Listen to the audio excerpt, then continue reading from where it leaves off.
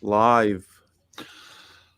All right, hello and hi there. It is Unnecessary Roughness for week 14 or 15. Who knows? The last week of the regular season college football reaction show. We're going a little bit earlier than we usually go because none of these games really matter anymore. Anyway, welcome to the college football show. We'll go live. What's our name? Unnecessary Roughness?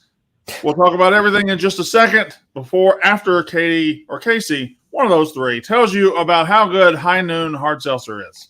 High Noon Hard Seltzer is delicious. We were in Ann Arbor today, and the game will break it all down. But the one thing that everybody was on the same page for was we were drinking the El Prez pack.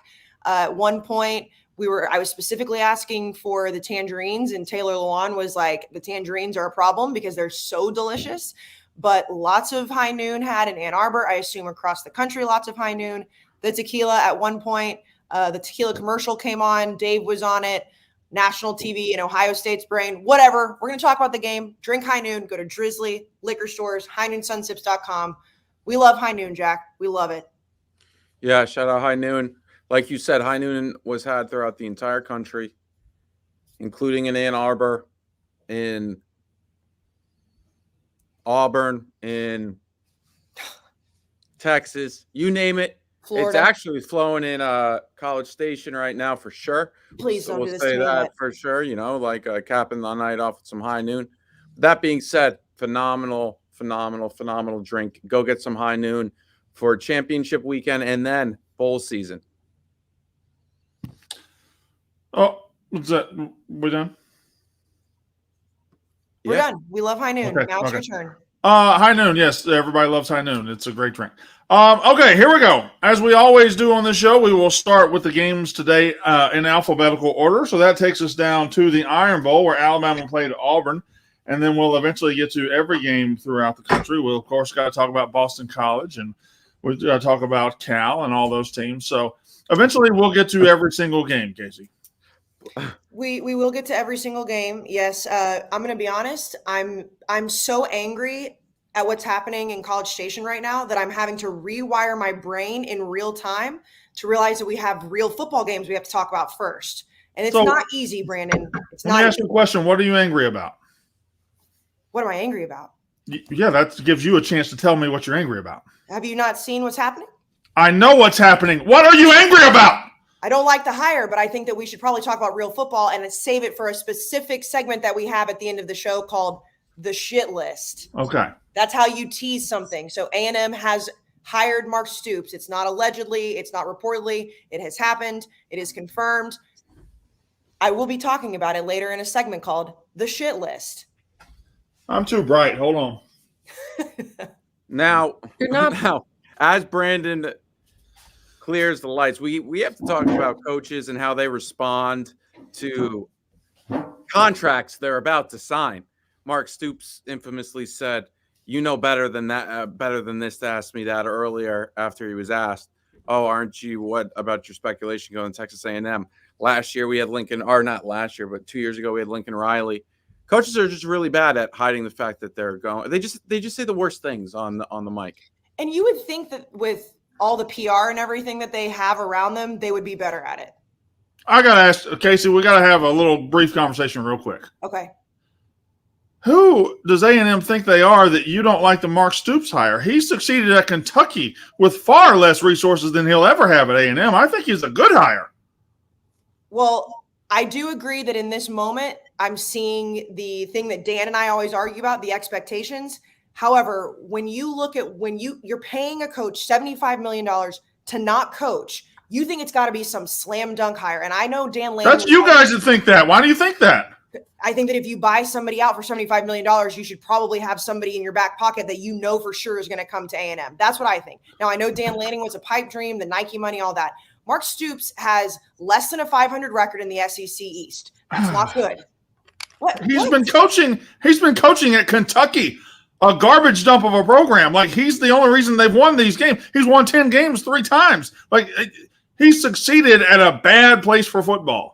I do like the thought that he built the program up from nothing and that he will have way more resources at his disposal at A&M, but he's going from the SEC East that has been down until Georgia resurrected it over the last few years to the SEC West. And I don't have to explain to you how hard the SEC West is. I'm not trying to say that the man did not have great success at Kentucky. Well, but until what year? There's no such thing as the SEC West anymore. Yeah, it's canceled. But they're still going to be playing. They're now going to be playing Texas, OU. I mean, we're acting like it's not like it's like, okay, well, now we're just going to be playing Vanderbilt every single day. I think you guys went from an underachieving guy that was cashing checks to an overachiever in Mark Stoops, and I think you should be happy. But you're right. I understand that whenever Jimbo was hired, he'd won a national championship at Florida State. But we saw Jimbo when he failed. He failed miserably. Well, right. So why are we saying that a coach that has done less than what our previous coach just did, less in his career, is going to be better than a coach? Because he's done less at a worse place. If I to be honest, I don't think anybody that's on this chat cares about this right now. I was going to save it for the end. We have a lot of football to actually talk about. I know, it's just we'll just delay it then, because I think it's a bad take. I think you got a great coach. Maybe this is the epitome of A&M has way too high expectations, because it's not just me, by the way. Like, I think that you're thinking I'm the only one that's mad. Like, I've never seen a more collective hire of any fan base, and I know I'm in the middle of it, but of people that are pissed. I've not gotten one single positive text message. The internet hates it, so it's not just me. I don't know what you guys think y'all are. All right, we'll go back. We'll circle back and talk about that in a little bit, because we got to start in Ann Arbor, Michigan. That's where the biggest game of the day was. It's where the biggest game in the last few years was. It's where Michigan and Ohio State was. And I don't have to tell you what happened. Michigan 30, Ohio State 24. I wrote down 7 takes about this game alone. So there's a lot of takes.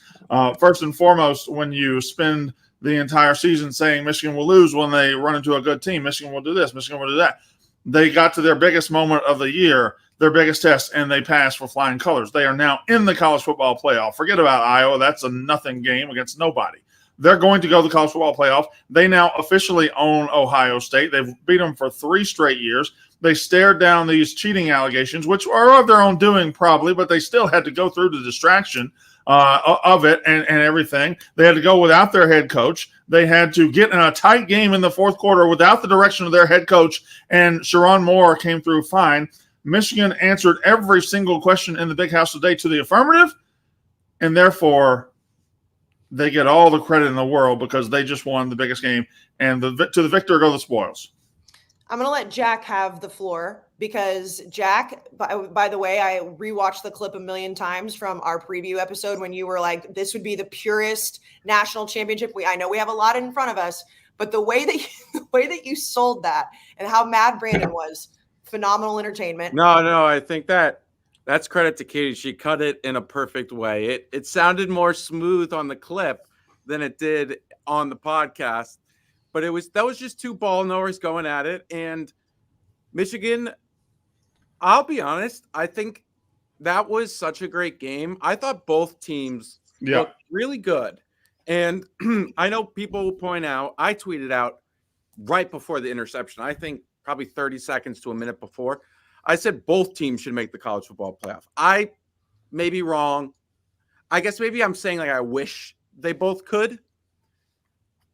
The big story for this game, and I want to hear Brandon's 5 points that he said he was going to lay out, because I mean this game we could devote 3 hours to it.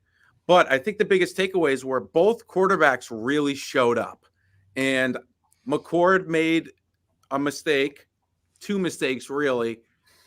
But that being said, I mean JJ almost made one of the worst mistakes we saw of the season when he threw across his body back over the middle. I know it was complete, so you can't really say that. But that being said, I thought both quarterbacks really showed up, and I think that's the story of the game. There were definitely Sharon Moore deserves a lot of credit. I think the story of the game goes, we can have a quarterback conversation in a minute, but I certainly believe – I don't think Michigan won that game today because J.J. McCarthy played super well. Like, he played – we're going to put him to the side. What happened was they got the ball back with 8 minutes to go, and Ohio State had the momentum.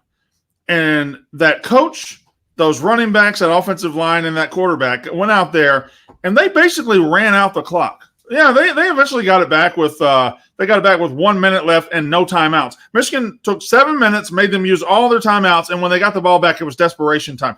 Michigan had one of the most important drives of the season. They ran the ball down their throat. I don't know if JJ completed a pass there or not. I think it was all runs. But, like, it was a perfectly executed game plan from a coach who is not the head coach of the team. Like, the coaching, here's what Michigan played. Michigan, on a day when they played their rival, and the rival did not play bad, and the rival quarterback did not play bad, Michigan played a mistake-free game, which means to beat them, you got to play a mistake-free game. And Kyle McCord made 2 mistakes. Michigan made 0 mistakes. The reason J.J. McCarthy is such a good quarterback for this team is they didn't win this game today because of what he did. He was fine, like 14 of 18, 160 yards, a touchdown. They won because of what he didn't do. And he never makes a mistake. He never gives the team the other ball. The difference in that game is Kyle McCord's first pass of his second drive was an interception that gave Michigan a short field for a touchdown. That's the only difference in the entire game. And JJ never gave something like that to Ohio State. I agree with most of that. However, his stats don't jump off the paper, and that's an absolute fact. He didn't have some 350 passing yards day. But when you take certain passes that he did make, and like Jack mentioned, yes, it was a complete pass. It was reckless, but it was a complete pass. But there were a couple passes that he threaded the needle in there. And I don't care. Like, here's the thing, Brandon. I don't know why you're getting frustrated. Like, Ev is like an actual Ohio State fan and was sitting next to you saying, like, that was a fantastic pass by J.J. McCarthy. I don't know why some of these passes were so good. He made one – I think he completed one pass all day that went 10 yards past the line of scrimmage, and that was the touchdown. And that was a tremendous pass. But I certainly I don't come out of that game going, wow, J.J. McCarthy, he's a monster. I think he legitimately completed one pass longer than 10 yards. But he made the passes that they needed to make, and when they played Penn State, they didn't throw the ball in the second half. Last week, they looked like he was hurt. We were like, what is he doing? He's overthrowing everybody. He didn't have a perfect day, but he didn't make a mistake, and he did make the passes when he needed to, which I think going into this game, a lot of people were like, well, why are they not throwing it? What's going on with him? But to say that they didn't win the game because of him is crazy. Like, he had a fantastic game where he needed to. I don't know where the disconnect is from what I'm saying to what y'all are hearing. He won the game because he didn't make any mistakes. He was virtually perfect. What's not coming across in this? Maybe when you said you didn't think that they won because of J.J. McCarthy, I assumed that you were saying that he didn't play as if he won that game for them, because he did. Okay. Listen, I think he is a quarterback. Michigan is a great offensive line, phenomenal offensive line, phenomenal running backs. They will run it down your throat, and their defense isn't going to give up much. So what JJ's job is to do is to go out there, score 24 to 30 points, and not make any mistakes, and he is great at it and was phenomenal at it today. Like, they never allowed Ohio State a chance to breathe. Ohio State outgained them by like 80 yards. Ohio State played well, but Ohio State's quarterback fucked up twice. Michigan's quarterback fucked up 0 times. Right. So he Agreed. won the game for them. Their defense played better. I would say it's a combination. Everything seems so personal to you. Like, J.J. McCarthy played a great game. You said you didn't think he could throw the ball for 2 weeks straight, and he threw the ball today. Like, I don't understand. He can't really. Like, he's fine, but I feel like we're making it like, oh my God, J.J. McCarthy. Like, yeah, no one is doing that. No one is fine. Heisman Day. I'm saying that he did what you said he couldn't do, which was throw the ball. Once or twice, maybe. Okay, whatever. They won the game. They didn't only run the ball in the second half. He didn't have, again, I'll repeat myself, he didn't have 300 yards. He didn't have a fantastic statistical day. But the few passes that he did make in big-time moments, they were completed. Kyle McCord made 2 really bad mistakes that J.J. McCarthy didn't make. Right. So what are we arguing about? I said that J.J. McCarthy won the game for Michigan on offense. You don't think the offensive line and the running backs and the play calling also? All I know is that this entire season, all you have said to me is that J.J. McCarthy is not as good as Kyle McCord, is not as good as Drew Aller. And I don't know that I've ever said he's not as good as Kyle McCord. Okay. Just then whatever. Have I ever said that? No, I don't think you've said that. No, I have not said that. You're just making shit up now. I don't know what to, like. I came here tonight giving J.J. McCarthy all the credit in the world for doing exactly what Michigan needed to do. Do you think J.J. McCarthy's a good quarterback? I think he's a very good quarterback for what Michigan wants him to do, yes. Okay. I don't think he's one of the 15 most talented quarterbacks in the country. I still don't think that. But I think in their game plan, what they need him to do, he is great at it. Last week, you said that Sherrone Moore wasn't that good of a coordinator, was kind of timid. I thought he was timid, yeah. Do you still think that? Because I feel like a lot of people online today said he was really good. I thought he did a great job today. I thought he did phenomenal. They exerted control over the game the entire time. Like, even when Ohio State played well, they never passed Michigan, right? They tied them, but as soon as they tied them, Michigan went and scored a touchdown. Like, they had some drives where they would run it down their fucking throat. They had some drives where it was throw to 18, throw to Lovelady, whatever his name is, throw to Loveland, throw to Wilson. They mixed it up. They had times they killed him with the run, at times they killed him with the pass, and Ohio State never could quite get on top of what Michigan wanted to do offensively. And because Michigan and JJ never made a mistake, JJ never gave him a chance to breathe, Ohio State was never able to get the momentum for long enough to take the lead. It did. You are right. I felt like this game, there was moments where I felt as if both teams felt they were about to take over, and they didn't. It was 14-3, and then Ohio State, they struck back immediately. Yeah. Then after that drive where it felt like Ohio State took Michigan's soul, Michigan goes down and responded in a great manner. Yeah. That's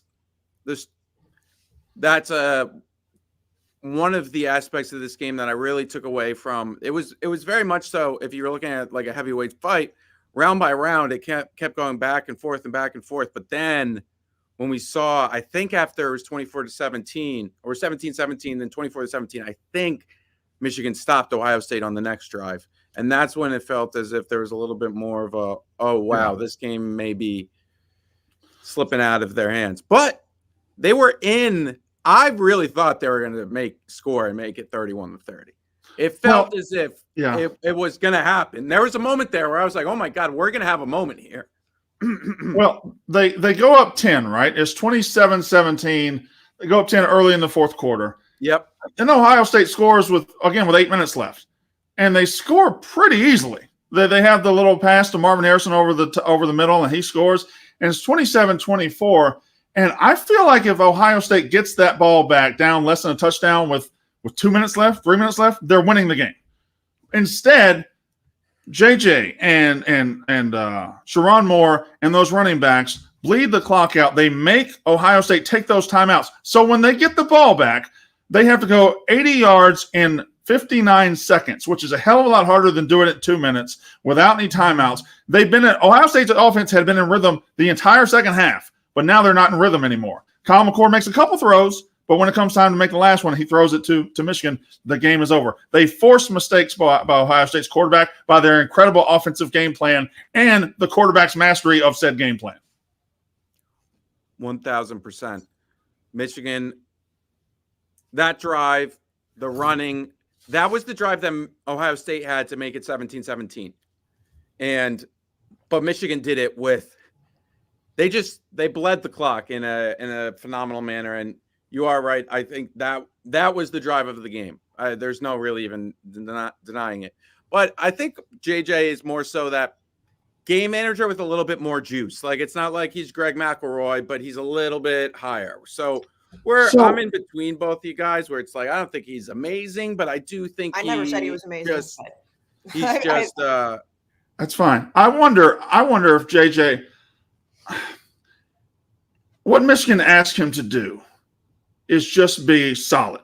That's it. They're not asking him to be Patrick Mahomes. You can see some Patrick Mahomes stuff in there when he rolls out on 3rd and 7 and he throws a dart on the sideline, somebody catches it, right? You can see it, but it doesn't come out that often. But I also believe if you saw that more often from him, he'd probably make more mistakes. So what they ask him to do, he is phenomenal at it, and he was phenomenal at it today. There's also, and Ohio State fans at one point, and I know Ed was saying it during the game too, when you look at the way that Ohio State's defense has played all year, and obviously they had incredible moments too, that it's frustrating that their defense got better this year, but their offense took a step backwards. And I feel like that's kind of where Ohio State fans lean at what happened today as a whole. However anybody thinks somebody won this game, Ohio State fans come away from this like we had CJ Stroud and a great offense, and the defense just needed to take a step up. Now this year, the defense was there. You've got Marvin Harrison Jr., who is one of the best players, if not the best player in college football, but Kyle McCord just couldn't get it done. And I think that's where Ohio State fans' frustration really came in today, because the mistakes that Michigan didn't make is what was, at the end of the day, more important. But the bigger thing for me is Ryan Day. I don't think they should fire him. I do not that would be crazy. The man's going to go 11-1 again. But to lose 3 times in a row and to lose without Jim Harbaugh on the sidelines today, that's the biggest story to me. Like, hell yeah for Michigan if you're a Michigan fan, but like Ryan Day not being able to win this game now Ohio State fans are furious, and I think they have a right to be. Michigan in the past 3 games hasn't punted in the second half. Yeah, that's crazy. I know there's, that you can go through the game scripts and whatnot. That's a crazy stat. And I think that's a really bad in-game adjustment stat for Ryan Day. There was also, and I know people were pointing out that it was first quarter, but not going for it on 4th and 1 early just kind of signaled. Well, now hold on, Jack. Not to poo-poo on Ryan Day, but that should not have been 4th and 1. That was a first down. Oh, that's also true. They should have. Yes. And that's somebody else's job to say, hey, maybe we should challenge that, yada, yada, yada. But I still think they should have went for it. And I still think, you have to trust your guys. That's not where they lost the game. Yeah. But those little decisions, they can add up. Yeah. Because the margins are so slim. So my next point was actually what I wrote down was Ryan Day. What now? Like, it's not a fluke anymore. Like, you could have pointed during this incredible, crazy season, right? Michigan's been the story of this season, not really for what they've done on the field until now. We'll put that aside. They've been the story of the season because of this incredible scandal that's been going on, this wild scandal that Ryan Day has kind of been in the heart of. And you lost 2 games in a row, and you could use the excuse, they were doing this, they were doing that, they were doing this. Well, I don't think anybody in the world thinks they were doing anything today. They couldn't have been. And yet you went into their building, and they pushed you around in the second half, and they won the game. You have now lost 3 in a row to Michigan, when really you are at a job where you're pretty much judged by your ability to do 2 things. Beat Michigan and win national titles. And if you don't do the first, you ain't going to do the second. Right now, he's not doing either one of them. And are they good enough to be in the playoff 4? Yeah, they're probably good enough, but they ain't going to get in because they just lost the one game that could have got them in. And if you're Ryan Day, how do you go back to Columbus and say, well, I'm the guy, it's my ship, just trust everything I do, when Jim Harbaugh's assistant owns you?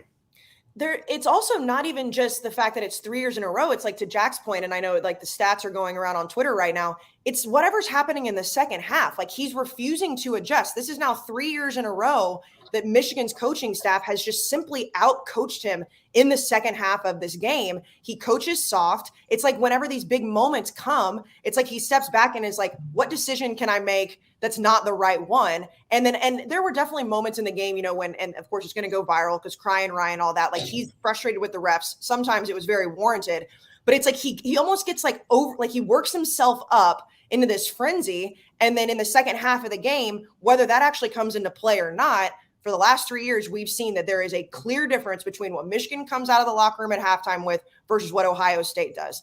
And if you're Ryan Day, you've got to sit back and be like, okay, 1 year, fine. 2 years, fine. 3 years, fuck me. Because how do I let this not happen again? Because he's still going to be the coach of Ohio State, regardless of how mad people are at him. Well, and this, like, I don't know, but Kyle McCord is quarterback. I felt bad for the kid because he, outside of 2 horrendous throws, he played very well. I mean, he played very well. He stared. He was making plays. He was making plays down the field. He was using Marvin Harrison. He was using Igbuka. He was getting the ball down the field. And then he opened the game with a terrible mistake, and he closed the game with probably a mistake that's not quite as terrible because they were trying to rush, and it was just a bad spot for him to be in. But yeah, Kyle McCord just made a couple mistakes and didn't quite get it. Marvin Harrison, he's so good. Ohio State had the best player in the country for a couple of years, and they went 0-3 in the big game with him. So that's not great. He makes catches that are just, I mean, I know it's not groundbreaking analysis by any stretch of the imagination, but there are just catches that you make that you just, everybody collectively is like, holy shit, he's a fucking. Well, I mean, the one he got interfered with, the 30 or 5-yard catch where he got interfered with, the guy took his right arm away, so he said, "Fuck it, I'll catch it with my left," or he took his left arm away and said, "Fuck it, I'll catch it with my right arm." It was awesome. Now we do have to have this conversation. For Michigan, you've just gone 12-0. You've just beaten your rival for the third time. You're going to destroy Iowa next week, and you're going to go to the college football playoff for the third year in a row. You have endured a huge scandal off the field. I say endured because it was, there's a lot of it that's self-made, obviously. But you still went through it. You went through it. Your coach got suspended, and now you're here. 12-0. You're going to be 13-0 heading to the playoff. It's time to fucking win a playoff game. It's time to win a playoff game. That quarterback, that offense, that defense is good enough to win a playoff game. You got to go do it now, because if you don't do it now, I don't know when you're going to do it, because you're as good as you can possibly be. I can't imagine you being very much better than this. Jack, I'm not moving goalposts. All I'm saying is it is now time. This is a team that is built to win in January, and they got to go do it. Now, I was actually going to shift the conversation to this as well, because it feels as if they just won the whole season. But as we know, and it's not to take away from this, you're supposed to enjoy these moments. But, you're right. It's time to win. And their most likely matchup is who? Oregon or Washington, I would assume? Or do you think Texas will sneak into that 3 if Oregon wins? We're getting into the too much into the weeds here on there's so many balls in the air still. Yeah, there's so many balls. Like, that will get figured out. And both those teams, I was going to say, you need to beat them. And Zach Zinter's injury hurts. I know it's a guard, but still, it's a huge. Also, I know they rallied around him, but it's going to hurt in the Iowa game. And it's going to hurt in the playoffs. Then they also lost a defensive back today. I'm pretty sure. I forget his name. I don't know his exact injury. Those 2 injuries could really be big, but that's not to say, oh, you can't. That's an excuse for them not winning. They have to win a playoff game. They have to get to the national championship. I think that's a fair thing to say. I mean, at worst, they're going to be the 2 seed playing the 3 seed, right? At very worst. At worst, they're going to be the 2 seed. And at worst, 100%. Worst. They could be the 1 seed. I think Georgia winning next week over Alabama locks in the 1 seed for them. But if Georgia loses, Michigan moves up to the 1 seed. But at worst, Michigan is the 2 seed playing possibly Oregon, possibly. I mean, again, they don't get in the weeds there. But you should be playing a team, unless it's Washington that's already lost a game. And I guess Florida State's in there too. But they have a backup quarterback, so that would be like manna from heaven for Michigan. But I don't know. It's now time. Like, you've impressed enough people. There's nothing I can say anymore to say Michigan is this. Michigan hasn't played anybody. I mean, Michigan got to the last 3 games of the season. They beat Penn State, who is a good team. They beat Ohio State, who is a very good team. So there's nothing I can say anymore. It's time. You've shut me up. Now go fucking win a playoff game and go to the next level. You've gotten here. You're not at the top of Mount Everest, but you can see the top of Mount Everest. Now go the fuck up there. Yeah, I mean, we used to make fun of Oklahoma when they would make it to the college football playoff every year and then get their asses kicked. And it was like, all right, fine, you can make it to the dance, but if you don't actually show up on the dance floor, then we're going to make fun of it. Michigan has to absolutely prove that they are not in that category. I mean, if you make it 3 years in a row and you get embarrassed, it's a problem. Ryan Day's also won playoff games. So there's just this weird – I wish that the Big Ten didn't have divisions, and I don't know if Big Ten fans feel that way or not. I guess it matters if you're on the East or the West. Like, I want to see Ohio State and Michigan play again. That's what I want. That would be – I don't blame you at all. I would love the Big Ten championship to be like, we're just running this one back, fellas. Like, Iowa, stay at home. Like, we don't need to show up. It would be sick. It would also kind of be like, it's like – the cool aspect is it's one game, and today was essentially a semifinal or a quarterfinals game, which then you have an exhibition game next weekend. Now, I mean, I'm not saying it's possible, but you never know. No, it'd be hilarious. Yeah, it would be. We almost had an incredibly hilarious thing happen today. Well, I mean, listen, Michigan's. I don't know. I don't know And if I then want to say that. and But divisions, I think they go away next year, right? With UCLA and Yeah. USC. So like this is the last year to do it. And I mean, first of all, like I know that it was floated around that like would it be funny if Iowa beat it was in the middle of the game, but if Iowa somehow beat Ohio State or Michigan like 9-6, which is not going to happen. But this I love the 12-team playoff expansion. I do. We don't have to get down in the weeds with that. But this game does feel like it's going to feel a lot less important on a day like today when the expansion happens, when divisions go away. That's why I wish they would run it back now, because we're not going to get to see what we saw today happen again for a long time. Well, yeah, and you say that, and you are correct. You are correct. Like a 12-team playoff would make this feel a little less. However, wouldn't today just be an incredible appetizer to seeing them? We would know right now. We would know right now that we could see them again, right? That's true. Yeah. And we would know, and we would also know, because what I think happened today was 2 teams in Ann Arbor proved they are good enough to be in the college football playoff. One of them's not going to make it because of inches here and inches there. It really is phenomenal. And this is football, this is sports. But an inch here and an inch there, and this is just a totally different conversation. Like that touchdown pass that J.J. McCarthy threw, he threw it, threaded the needle to the tight end, and the Ohio State guy ended up with the ball in the end zone. If the Michigan guy lets go of that 1 millisecond sooner, we're having an entirely different conversation. It's not like Ohio State came out and embarrassed themselves today. They just made one slightly less play than Michigan did. Like Ohio State acquitted themselves well, Michigan acquitted themselves well. I would love to see them play again, but we're not going to, because Michigan won this game, and Ohio State now has to go to the back of the line. Do you think that Ohio State's done, like officially done? There's no shot they get in. Like, I don't. Well, no, I do not think that. I think they're going to need a lot of help, but I would certainly think. That they could possibly get in. Like last year, they got destroyed in this game. Last year, they got embarrassed. In fact, the last 2 years, they got embarrassed in the second half of this game. This year, they didn't. They just came up short in the end. But last year, when they got embarrassed, seconds after the game, nobody thought, they're going to make the playoff, and they ended up making the playoff. So, yeah, you can't rule them out. I think they would be an attractive candidate. But this year, I do think there's probably too many spoons in the soup. If Washington wins, Texas loses, and Florida State loses, I would assume that's when the conversation starts. Yeah, and you also need Georgia to win in that scenario. Yep.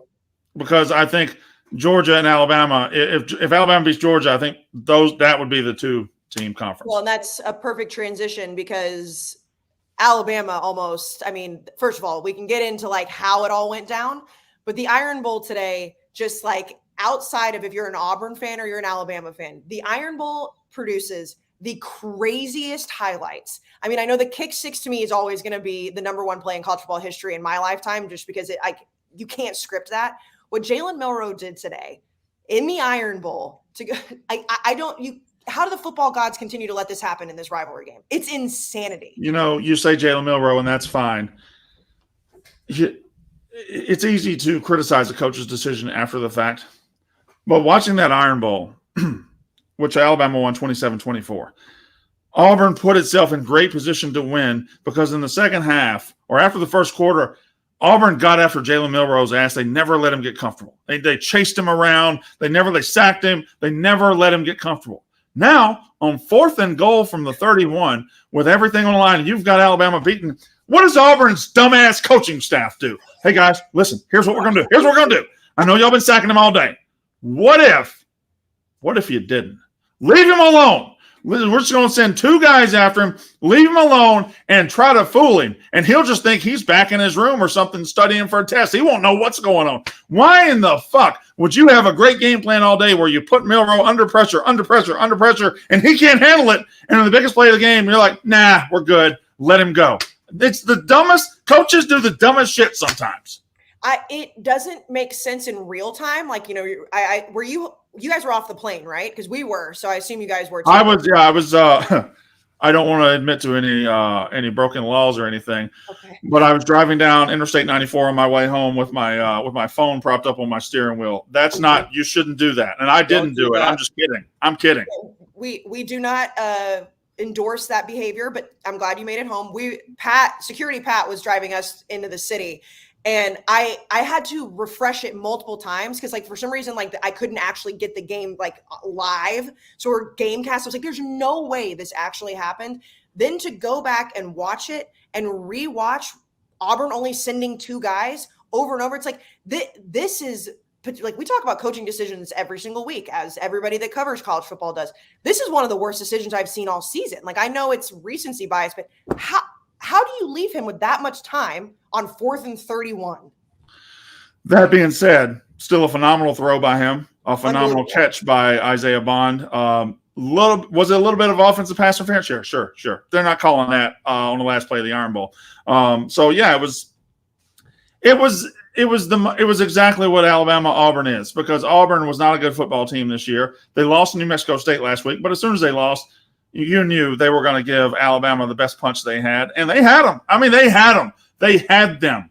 And even what led to the 4th and 31, like, Auburn's in control of that game. Auburn gets 2 straight 3-and-outs. Alabama punts to them with 4 minutes and 58 seconds left. Auburn fumbles the punt. And like, they did everything they could to lose that game. And frankly, I'll just say this.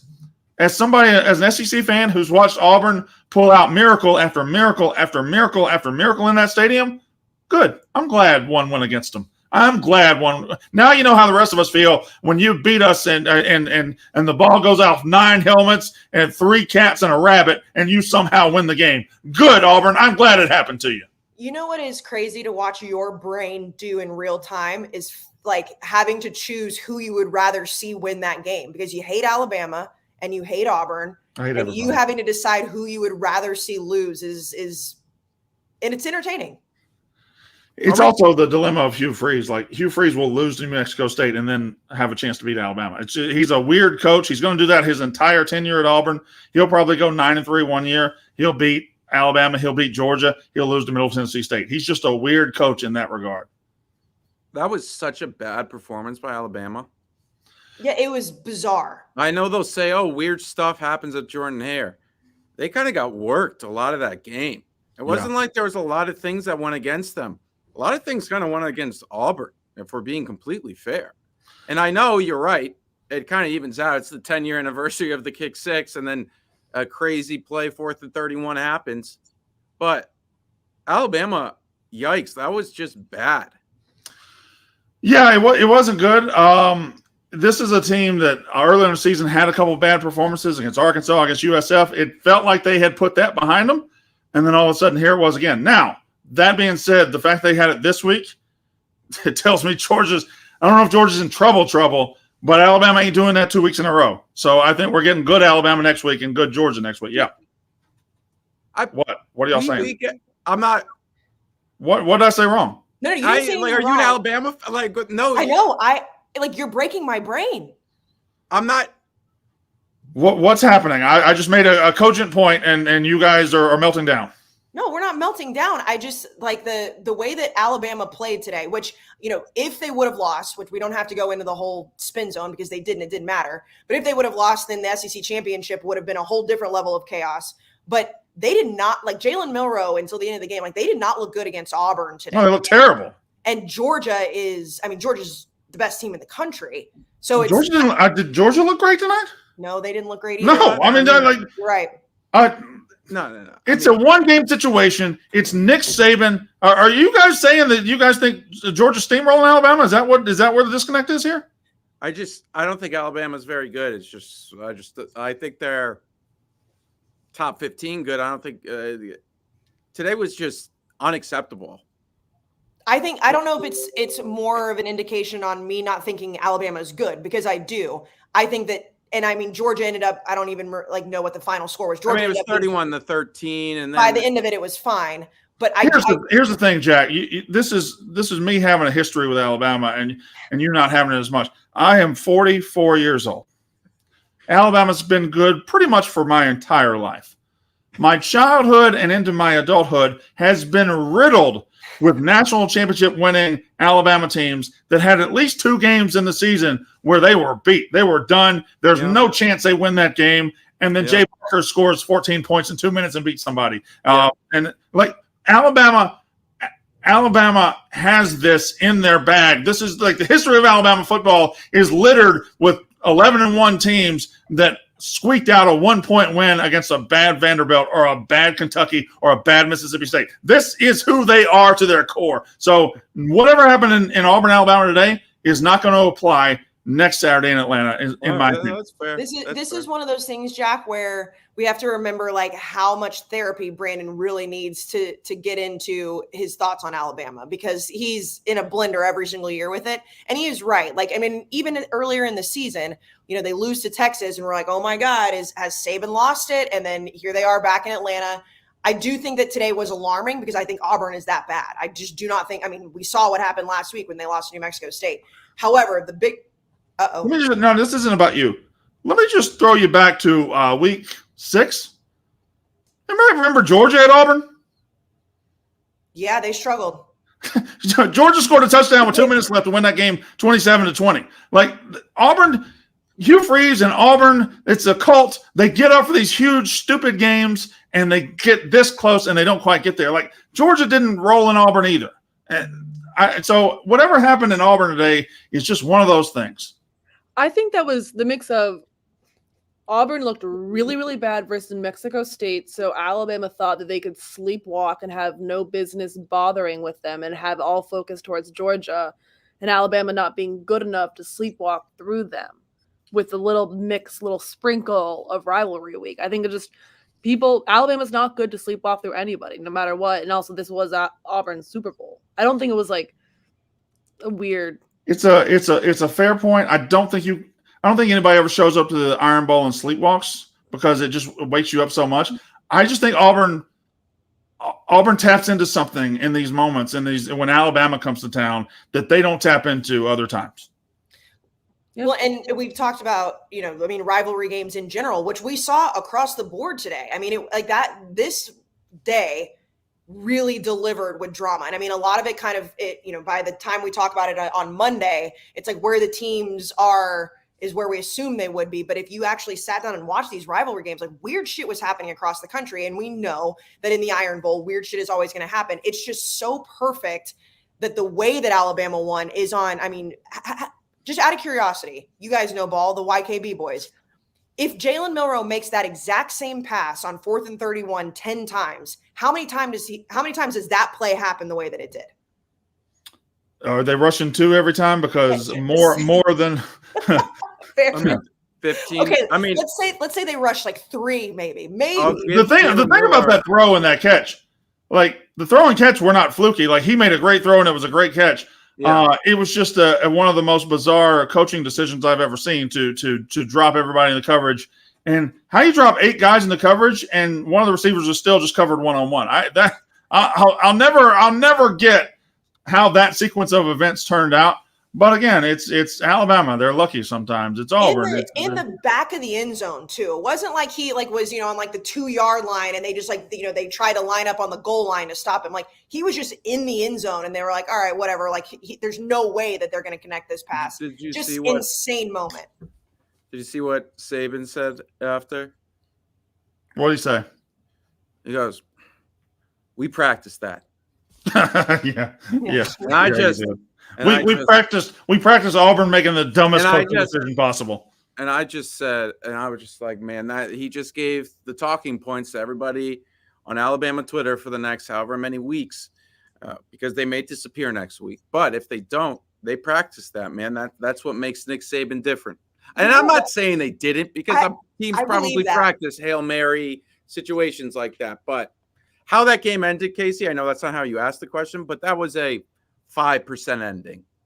Yeah. Because in their defense, they did have a bad snap that pushed them all the way back. Like that snap was something that I know they had some problems earlier in the season, but that Alabama players usually don't make mistakes like that. I'm going to be honest. I like Saban saying that because he is the greatest college football coach of all time, and they probably did practice that. But it's like you're not going to question if Nick Saban's practiced that or not. Like I'm not. No, I just thought it was funny how he was like I'm just like, you know what? Yeah, of course Nick Saban's practicing that. Like that's why that wasn't a fluke. That's why they completed that pass was because they've been practicing that in Tuscaloosa. I'm buying into it 100%. All right, before we go any further, I'm going to get to all the goods in a minute. We're going to go out west to Washington in just a second. After I tell you, hey, out west, you know what happens? The sun shines. When the sun shines, you need shades. Do you need those expensive shades? Yeah, you'd like their protection and you'd like what they offer you, but you don't want their price tag. Shady Rays enters the picture. 'Tis the season of giving. Get the perfect gift for a special someone, yourself or both. Our friends at Shady Rays have you covered with their premium polarized shades and quick swap snow goggles that will not break the bank. Like I said, these are just the same quality as those expensive pair that you buy and lose every now and then, except they are a fraction of the cost. They have an extensive array of styles and colors, so you're bound to find the perfect pair of Shady Rays sunglasses. They're an independent sunglasses company that offers an unrivaled product that's just as good as any expensive pair ever. They've got durable frames, world-class optics for all outdoor adventures. Casey, it was cold where we went today, but it was also very, very, very sunny, and you had your Shady Rays, correct? Yeah, I feel like today was, and I know you don't like the cold weather, but today was like the perfect football weather where it's like cold, but the sun heats you up, and you got to wear sunglasses, and you have to have a coat on, but it's like, you're not overheating. You're not too cold. And you know what? With Shady Rays, Brandon, your eyes don't hurt either. And you don't get headaches. And you know what? Somebody on this podcast gets a lot of headaches, but not when he's wearing his Shady Rays. Shady Rays is currently in their biggest sale of the year for Black Friday. Go to shadyrays.com. The Black Friday sale active from yesterday all the way, from November 17th to November 30th. So I believe that's this Thursday. Don't miss out on the best deals for shades, snow goggles, and prescription sunglasses. Go to shadyrays.com and try for yourself a shades rated 5 stars by over 250,000 people. All right. A couple teams to talk about, and then we go into the good. Yes, hello? This is the quick question. Okay. So obviously I watched you guys on stream. Mm-hmm. Was the roar of the crowd, did it ruin the game for you a little bit? Now I know there were some times when you heard it, Casey, and then Brandon didn't, because it was just you were almost seated closer and not in between. Casey was right by the window. Yeah. So a little bit, but you got used to the rhythm, and by the end we were talking so much that you didn't hear it quite as much. I didn't hear it at the end. Yeah. There were in the first half, especially that first interception, we heard a huge, gigantic, lasting roar, and we were looking at like 2nd and 9. Nothing had happened. So we knew something was coming. It was just, I don't know, it was kind of a neat way to watch a football game, though, to be honest, because you got to feel it and then see it, and you had to decide what your eyes were, what was coming. It was weird, but it was also cool because whenever I would go outside to take my break, you could hear the hum of the stadium and the bands. It was a good spot. Remember we had a stream back in the day after the Yankees crew didn't clean up. Yeah. Imagine you had a stream where you just had to sit right outside the stadium. Well, I guess you would hear the PA announcer though, and he would say the score. You couldn't hear that. I brought up the idea, if you sat in the parking lot of a college football game and just listened to the roar of the crowd, how close do you think you would get to the final score at the end? Yeah. No, we had that debate, and we said you think that you could probably get pretty close because you do, like, there's levels of roars, right? So like if you kick a field goal, it's less than if like the other team misses a field goal. Yeah. Jack, I don't think that it ruined the game for me. I'll be honest, like I don't know if my ears are just better than everybody else's, or if I was because I was closer to the door, and security Mike did keep opening the door. Like I could hear it. And I obviously would look at Brandon, and then he would hear it. I think it's pretty awesome to think like we're in this little house next to the big house. We're on a massive delay. I could not believe how delayed that we were. What's happening? I need some more tea. Just relax. Just keep you going. I need some more tea. Sorry. I just need some more tea. To answer, I don't think so. I think that it made it very unique, but it's also just very Barstool. Like it's just so Barstool. No, it was. We're that delayed because Brandon's right. Like we were in commercial break. Security Mike had opened the door. You could hear it forever. We're watching like Dave's High Noon commercial. What's happening right now? But I think that overall, it's just added to the absurdity of the entire thing. Let me make some tea. Actually, just bring the tea down here. Thanks. All right, we move on to our next. Up? It's Saturday night. That's fair. I just like I'm just joking around. Also, no, Tommy's bitches don't come to 11:30. Oh, that was Tommy. I thought that was your younger one who was like 8. No, you know Tommy got bitches. I know. Yeah, that's true. Also, the podcast goes down after that. Tommy that's on the YKB stream. Tommy's also much older than we remember Tommy from when Brandon first started doing the podcast. Tommy's a teenager. Yeah, that's correct. That's crazy. Like A Tommy, little go get it. Go get it. I want to show it. I'll show it off. So this is just a real quick aside into the family. It's just so we get there today and Dave's painted up like Braveheart, right? And he's got the Braveheart paint on, and they bought him some props to do all these things. And I noticed he had this incredible sword here, and I was like, Dave, can I take that to Tommy? So Tommy got him a free sword courtesy of what's wrong, Katie? I'm laughing. I think is he only fine? had one sword. What? He only had one sword. No, he didn't. I had You 4. had 2? Dave Like had they're 3 multiple swords there. You did? Okay, because I Yeah. gave the sword to someone else, and that was a plastic No, one. that was the plastic one. I'd already taken this one. Oh, excuse me. You got the real one. I got think the fake one. Austin prepared for multiple scenarios with the costumes. There's a few dictator ones that were coming out that if they got used would be very funny, but very bad. All right, here we go. The goods and the bads. First of all, we got close to some real chaos in the playoff. Chaos. Some clarity in the playoff picture today. Washington barely survives. Florida State. By the way, we'll talk about Florida State in a minute. But Washington barely survives.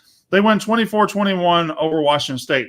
And Washington is just such a weird team because they've spent time building one of the best resumes in the country with who they beat, and also one of the weakest in terms of how they look against bad teams. Because make no mistake, they played a bad team today. It was a rival. They won by 3 points. They barely beat Arizona State. They barely beat Stanford. They barely beat Washington State. However, they just finished 12-0 with a win over Oregon. They're a Jekyll and Hyde team that has done everything they need to do. But at the same time, I don't know anybody in the country who thinks they're going to beat Oregon next week. Which is a little scary as someone that thinks Oregon's going to Correct. win. Because, Yeah, that's a good point, Jack. and I will say, Washington State, it's phenomenal to me that they're not even in a bowl game this year, but there were some moments today where Washington's defense, and this is something that Brandon's been talking about, how their defense is kind of taken maybe a little bit of a step forward. They looked good, and then there was times that Cam Ward had his moments that Bo Nix will, but that game, we've said it a billion times. Casey said it a billion times. The best Pac-12 season we've ever had, not ever had, but at least in recent history, is the last one. It's something. I know, and Jack, you said halfway through the season that you were done lamenting it. You were saying, I understood that because it's like we got to move on. But it's just like the fact that I know we'll get into it on Monday with the college football playoff scenario.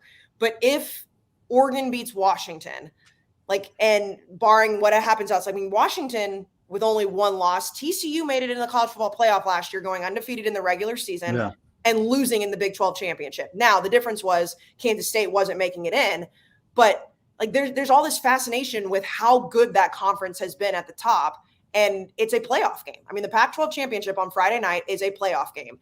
And that sucks for the rest of the Pac-12 when it's all falling apart. It's I want to see them run this back. It'll be different quarterbacks, but I liked that, and we don't get to see it anymore. Yeah, that being said, Pac-12 does have itself in a position where the winner of their championship game is probably going to the playoff. I would imagine. So I think that obviously if Washington goes, no shit, because they're undefeated champion. I don't think you can. The way that Oregon has been playing, and if the whole, the best teams in the country, and they avenge the regular season loss, that was an incredible game. That game was, you talk about best games of the season. I feel like you have to put Washington, Oregon there. Very close shootout game. You can't leave Oregon out. Oregon is way too good to be left out. So it is absolutely a playoff game. So one game I saw yesterday, I got to call out this. Listen, Oklahoma probably has one of the best offenses in the country. You talk about an offense that is a well-oiled machine, that is crazy. Coached well. This offense is incredible. 69 points? My God, Oklahoma's offense is a wagon. It's a shame that Brent Venables is not a very good coach or defensive coordinator, and they've lost some games because of that defense, because my God in heaven, that Oklahoma offense is something the hell else. Congratulations to them, for Brent Venables, for hiring an offensive coordinator with the vision and the genius to be able to just 69 points. My God, that Oklahoma's offense is impressive. And I've been saying it all year. I am so mad at myself. I saw you tweet that, and I was, what is he doing? There's some joke. I don't get it. There's some like TCU is a really bad defense, and then after everything that happened this evening, I feel like the biggest idiot. Like you knew. Knew what? Jack, what's she talking about? I have no idea. 69 points is so many points. It's just so many points. I know ball, and I love ball, and I appreciate ball. And when ball that good happens, I'm going to call out the ball, and that was good ball. The best. That ball was a lot of ball. 69 points. Like you talking ball? Can you imagine 69 points? What's the Broyles Award? I think it's wrapped up. It is wrapped up. The offense, and I looked it up. I googled it. His name is Jeff Lebby, the offensive coordinator from Oklahoma. He is. You know ball. You even know the coordinators. I do. Well, I looked it up. His name is Jeff Lebby, offensive fucking genius. My God. You have been saying that. Like, you've not brought it to the podcast because, Jeff Lebby is not like one of like the top coordinators in the country, but you have been. I'm going to argue he is the top coordinator in the country. He's the number one. No, YK. He sometimes gets mixed up. So many shows. That's a YKB stream type of talk. We call coordinators. Coordinator of the week. It's always Jeff Lebby. We call it on the YKB stream the Jeff Lebby Coordinator of the Week. Yeah, I do. We named an award after Jeff Lebby. So. And I don't know what's next for Jeff Lebby. I really don't. But wherever he goes, he's going to be a hell of a coach and a hell of a guy. What about his past? Hasn't he spent some time at a school in Mississippi? They're lost. He also may or may not isn't he like friends with Art Briles? I mean, people are friends with people. Like, he's married. I think it's not even friends with him. I think there's a family connection. I'm not. Brandon's playing Frozen. Brandon, I do have a question for you. With this fantastic offensive coordinator, Oklahoma fans being mad that Oklahoma State's in the Big 12 championship. Oh, God. No. Casey, hold that thought. Put a pin in that. Okay. Put a pin in that. We are circling back to that one. I'm going to put a pin in it, but I've never seen people try to do mental gymnastics quite like Oklahoma fans are doing tonight on Twitter. Well, based on their brain capacity, their mental gymnastics are barely tumbles, I promise you. Here we go. So we go on with our good takes. Right into Oklahoma State. Oklahoma State loses to South Alabama by 26. They followed up by marching to the Big 12 championship game. And you know what? We'll have the take right here. Casey, just open it up. I'll ram it here. So, shout out Katie's stats, though. She was the one who said Oklahoma State was going to be her surprise team of the year. Now, at first, it didn't look good for a while. It didn't look good. They had us in the first half. They had us in the first half of this game. They had us in the first half of this game. Hey, there's no experience in this world like being a fan of Oklahoma State. It is the ride Oklahoma State must take their alums, students, fans, you name it on, is Georgia fans would not be able to handle it. They would not. I don't know. A lot of people would be able to handle it. So they're going to the Big 12 title game, which led to this Twitter resurgence today of the whiny Oklahoma fan. The whiny Oklahoma fan bringing back the picture of Drake Stoops getting pass interfered with, which that was pass interference. You also had 200 other plays in that game you could have played well on. But Oklahoma fans whining that Oklahoma State is going to the Big 12 title game. Oh, we're better. Well, they beat you. And that's how it works. When you play a football game and they beat you, they get ahead of you in the standings. You lost 2 games in the conference. They lost 2 games in the conference, but they beat you. Period. End of sentence. You don't get to go. You beat Texas. You showed you had some skill. You showed you were pretty good. All you had to do was beat Kansas. All you had to do was beat – somebody tell me. South Alabama. No, the second team to beat Oklahoma. Texas. No. Sorry. Who was the second team to beat Oklahoma? I didn't even know what you were asking. I was just watching. So they lost to Kansas and then they lost to Iowa Kansas, State? and then they lost to. Why are we? Why are we blanking? They lost to Oklahoma State. Jesus Christ! Kansas, Oklahoma State. Jesus Christ! Why were you? Because we're tired. That's why. We're tired. Okay. All you had to do was beat Kansas. All you had to do was beat Kansas. Oklahoma State. Okay. All right. We move on. Speaking of, and I don't know, let's not discuss this here. Let's discuss it later. But the committee is probably going to have to make a decision on Florida State eventually. Tonight, I thought that decision was going to get made for them when Florida came out and took a 12-0 lead and looked like they were in control. And Florida State couldn't really get much going. But then I remembered, and the world remembered, that Florida has one of the worst coaches in America, and they couldn't get the job done even though they had 12-0 lead. Billy Napier at Florida is the biggest cheat code for the rest of the country. It's a top 10 program with a top 100 coach, and I have no idea why they continue going down that road. But anyway, Florida State comes back and wins that game, and now they finished 12-0. And Louisville, they play Louisville next week, who we'll get to in a second. If they go 13-0, is the committee really going to step in and say, no, you're not good enough? They can't. They could. I know, but they can't. Like, they could, but they can't. Like, it is a team sport, and I do understand the thought process of if you don't have Jordan Travis, that, like, the product isn't going to be as good. I get that. You cannot leave out an undefeated Power 5 conference champion because one guy got hurt. You can't do it. It's gonna. The main guy. It's gonna suck. It's gonna ruin What if the they game. go down? We could have an amazing Georgia-Oregon game, and we're gonna have to watch Georgia-Florida State instead. But hey, congratulations, Florida State! You made the playoff, and you'll have this clipped and say, "Oh, you don't know ball." Da, da, da, da. It's awful for the product of college football, and I think a decision has to be made. I know what you're saying, Casey. You're not wrong, and that's the correct decision to make. But it's a shame. It's a damn shame. Well, now I'll say this: don't discount the fact that Louisville could beat them. I know Louisville lost today, but you are not what you were. Like, Louisville beat Notre Dame, then lost to Pitt. Louisville's got this up and down nature to them this year. Louisville could get up for that game and possibly beat Florida State's backup quarterback. But I think you're both right. I don't think you can leave them out, and if you put them in, it's just going to kind of ruin one of the playoff games. And, like, Tate Rodemaker, I know he's not Jordan Travis, but he's not, just an absolute schlep either. He's pretty bad.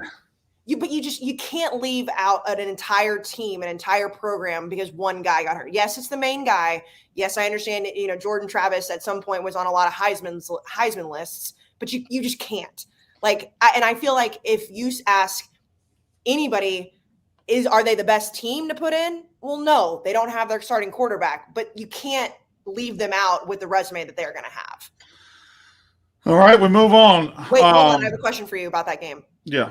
So, we talked a lot of shit about Billy Napier, and, I went into the depths of Florida Twitter when I talked about, the discipline and all that. They said it multiple times on the broadcast too, but Florida they undisciplined. And I hate using that coach talk, but that's one of the things that Billy Napier was going to come in and do, and the shtick with the socks and all that stuff. What's going on with Florida? Do they just not want to play for this man? No, he's just not a strong enough leader to be a coach of an SEC team. Being a Sun Belt coach and being an SEC coach are two different animals. In the SEC, it's just you're the CEO, you're everything, and it all comes down from you. And he's just not good enough at it. Now, the one thing saving him right now is he still has a pretty highly ranked recruiting class, although they've already had some decommits. I think they'll have some more. I think he's Jeremy Pruitt part 2. He's a decent coach in certain circumstances. He can get some recruits on the commit list, but I don't think he's good enough to win games. I really don't, and I think Florida would be better off getting rid of him right now. They're not going to at all, but I think they'd be better off getting somebody else. Yeah, it just was a mess. Florida fans have to be furious. All right, moving on. I know Katie got her moment of picking her surprise team in the Big 12. Does anybody remember my surprise team in the Pac-12? Some school down south where he had a bowl game at. Correct. Where was that bowl game? What city was that bowl game in? Yeah. Tucson. What team plays in Tucson? Arizona. Correct. Fighting David Blattman's. Listen, Arizona's forget where they're ranked. They might be one of the 10 best teams in the country at this moment. They finished 9-3. They beat Arizona State 59-23. They had 2 overtime losses and a 7-point loss to Washington. Jed Fish I don't know why A&M, Mississippi State, Michigan State, I don't know why everybody wasn't beating down Jed Fish's door, because he did a phenomenal job this year, and they are ready to roll. They got the quarterback. They're good. They are a good fucking football team. They're very good. And the 12-team playoff, this is where, as we talked about with Ohio State, Michigan, like it might be like you could make the argument that it'll be less important. Like I would love to see Arizona play in the 12-team playoff because I think they are fantastic. And again, go back to the Pac-12, Jack. Here it is. Like, the Pac-12 being dismantled sucks. Jed Fish, I think is he coach of the year? Which one of them? Obviously, Braum took a step back today. We'll get to him again in a minute. Pac-12 coach of the year or national coach of the year? Definitely Pac-12 coach of the year. Yeah. But I would say he's. Kalen DeBoer did a great job too. That's true. But I feel like, you got to keep him on a short list of national coach of the year. Yeah, Arizona was terrible. All right. Terrible. I think, speaking of Oregon, I believe the Heisman is now Bo Nix's to win or lose. I think next week, if Bo Nix goes for 350 and 3 touchdowns in a win, he probably wins the Heisman Trophy. If he does not, it goes to the rightful winner, which is Jaden Daniels. Jaden Daniels, Casey, we were following that game, and you look down in the third quarter and like, oh, he only has this many yards. Dude, he finished with 250 yards passing, 4 touchdowns, 110 yards on the ground. Like, he wasn't even having that good of a game. He finished with 350 total yards and 4 touchdowns against a bad Texas A&M team. But Jaden Daniels finishes one of the statistical best seasons we've ever seen from a quarterback. But Bo Nix statistically is right there with him on the passing marks, and he has a chance to get his team into the playoff next week. Bo Nix has a chance. Now, if he's not great, he doesn't win it. But if he's great and they win, I think he wins the Heisman next week.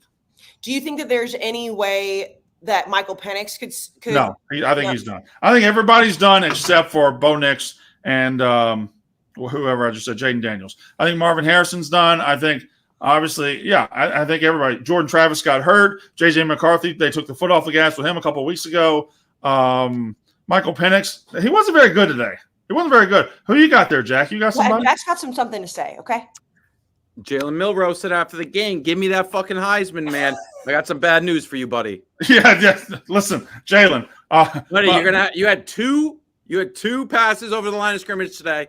That's going to be 2 more than the number of Heismans that you're going to have, okay? Yeah. Because it's going to be 0. And maybe I don't even think he'll get invited to New York. I think they'll probably have Marvin Harris. Jalen Milroe? No, Jalen Milroe's not getting invited to New York. And even if I was handing out an SEC invite that wasn't Jaden Daniels, I'd give it to Carson Beck. I wouldn't give it to Jalen Milroe. What about Brock Bowers? Telling Jalen Milroe he's in the race for the high? Who?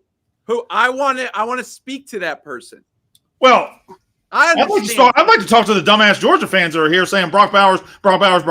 You idiots are pushing the wrong guy. You should be pushing Carson Beck, who played in every game, who was great in every game, not Brock Bowers, a guy who missed 4 games and didn't even have that great of stats this year. But do you think that if he has like a fantastic game that he could get invited to New York? Who? Brock Bowers. No, next week. Brock Bowers, no chance. No, who are the best 2 players in the country? Marvin Harrison Jr. and Brock Bowers. That's what I think. They're the most talented players. Brock Bowers was hurt some of the year and just didn't really have that great of a season. He's a great player, but we don't reward great players. We reward great seasons with the Heisman. Yeah. I said this last week. I understand that Jaden Daniels, he's probably the most valuable player to his team because LSU, obviously their defense has been horrible, but I think that this is Bo Nix's award to lose. And I thought that last week, even before. And I understand Jaden Daniels ended up having a fine day, beat A&M, whatever, that's fine. But like Bo Nix has these Heisman moments now. And I know he's not putting up the same rushing numbers that Jaden Daniels is, but he's putting up crazy passing numbers. And he's going to be on that stage where it's like, again, it's a de facto playoff game. So I absolutely agree with you. But I've thought it's his award for the last few weeks. Yeah, I just disagree with the verbiage a little bit. I think it's his Heisman to win. I think that's the best way for me to put it and the way I'm coming at it. I think him and Jaden Daniels are probably even right now, and I would give Jaden Daniels a slight nod. But Bo Nix has a chance he has the last at bat. Jaden Daniels is done. Bo Nix has the last at bat and can go out there next week and win a big game and probably steal the Heisman. Not steal it, but win it. Jack, you made a So you think it's his, like he has to go out and prove it to win it? I think he has to. Like if he loses next week, he doesn't win the Heisman. See that? I feel like it's the same verbiage. Like I think it's his to lose, because he's already he's there. He's made it to the Pac-12 championship, and if he has a bad game, then he's going to lose it. What are you tweeting at me? What'd you just send, Katie? There's a this is what Big Cat goes on, but Kentucky Sports Matt Radio. Jones, Matt Jones from the Netflix show Wrestlers. Yep. I'm told by a very good source that Mark Stoops is staying at Kentucky. If I know Matt Jones, and I think I do. You do. I don't. I would say his very good source is Mark Stoops. That's just me guessing. Yeah. No, that's like What's happening? That's He as wouldn't legit tweet as it. it comes. Right. He wouldn't. I don't know him personally, but I know him through social media, and we've had conversations. Brandon, I know you know him personally. You've done his show.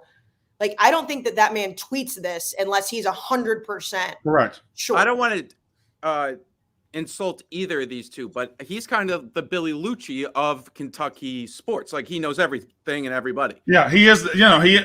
That's exactly what I was about to say. He's the Billy Lucci of Kentucky sports. Yeah, There's like 5 fan site guys in this country that are really fucking good. Bud Elliott's one. Billy Lucci's one. The Whistle Dick Matt Jones is one. Like, there's like 5 fan site guys that are just leagues above the rest, and he's definitely one of them. I don't know what to believe. I don't know what to believe. Maybe. Well, you didn't want Mark Stoops, so you should feel good. No. Okay, and also, like, the more time. First, We're gonna make us beg for Mark Stoops now. Wait, what? We're gonna make you beg for Mark Stoops now. You're not gonna make me do shit, okay?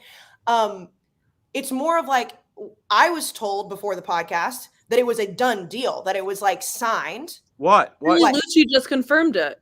I'm seeing right now. Oh, Lucci against Jones? Billy Lucci quote tweeted Matt Jones says, "I can confirm Matt's breaking news here, fully expecting Stoops to remain in Lexington." Oh, okay. He's not. So you don't have so all that we went through earlier is just for nothing. I posted on each other for nothing. We just got a that was just a spar. Matt, I'm just putting it out there. Do you think they saw the reaction on Twitter and the message boards and they said, "You know what, buddy? We ain't doing this." Did they do that? Someone else. There's Greg a Schiano. in Tennessee do that. Greg Schiano.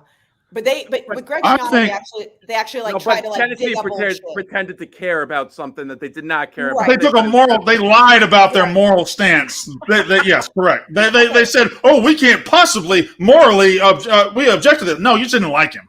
So they're not doing. It's the same idea, like the same outcome, if that's the truth. But like, they were going after Schiano's character. I don't think people are doing that with Mark Stoops. I don't think that's a horrible take, Jack.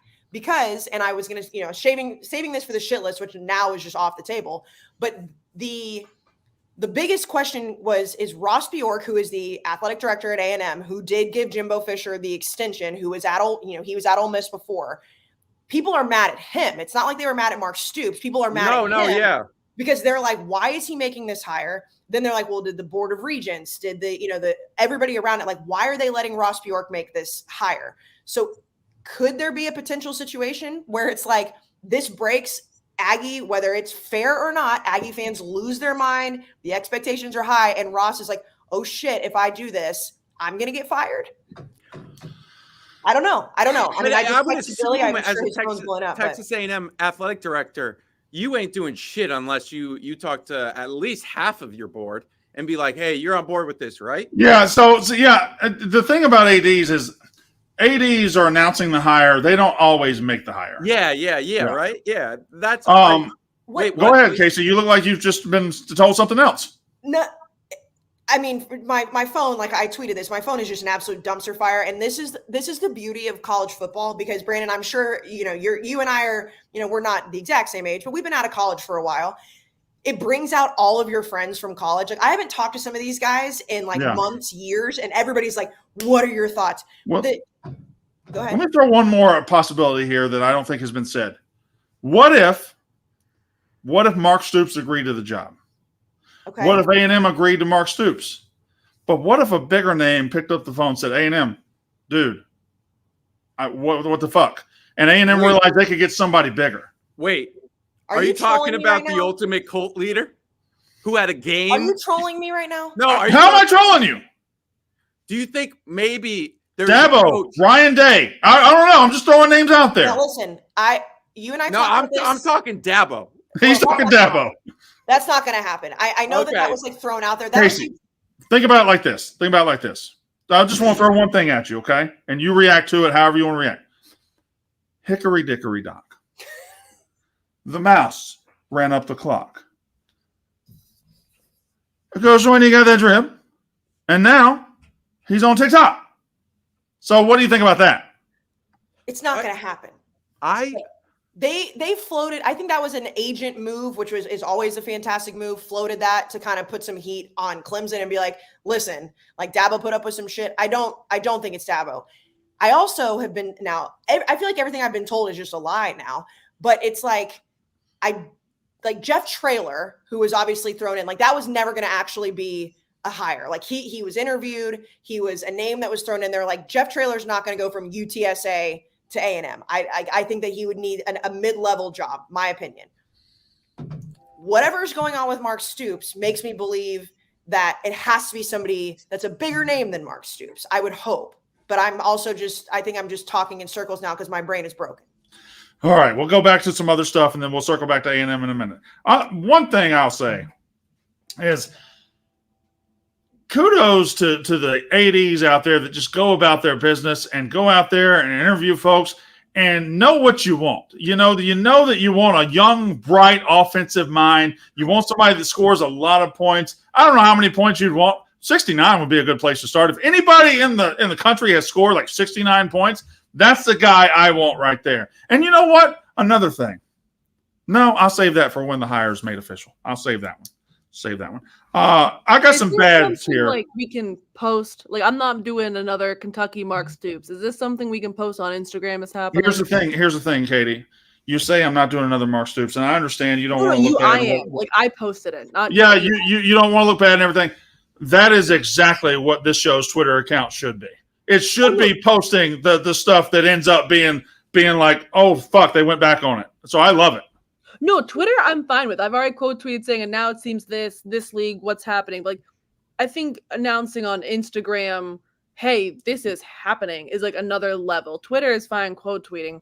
I'm more just also testing temperature on your confidence level on this being a done deal. So Katie, I just got the update from Billy Lucci's like premium board on TexAgs, and he just said, if I'm a betting man tonight, I think Mark Stoops remains at Kentucky, which will be an absolutely fascinating development, the likes of which I've never covered in more than 25 years on this job at A&M. As I said earlier, the deal was not done, but he was the choice, and it was to the point that I heard Stoops even told folks in and around the program he was heading to A&M.